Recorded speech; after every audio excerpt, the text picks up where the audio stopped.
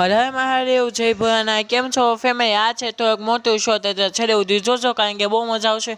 સ્કૂલેથી આવીને આપણે ઝાડુ કરીને પછી તો આપણે બપોરનું જમવા બેસી ગયા ને નાય આપણે તો પછી આવી ગયા હતા સુવા ને સૂઈને જાગી ગયા હતા ને પછી તો આપણે હોયમાં ગયા ને હે તો નાની વાત તો હાય કહી દીધું વિડીયોમાં.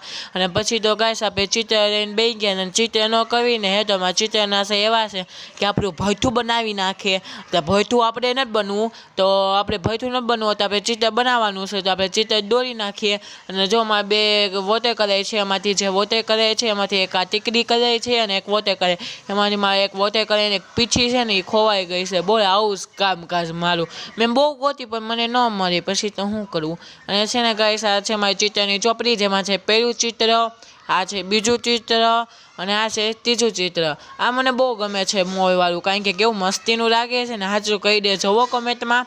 અને પછી તો ગાઈસ આપણે તો બતાવી દીધું ને હવે આપણે આ દોરવાનું છે જોઈએ ચાલો કેવું દોરાય છે, સારું દોરાય છે કે નહીં.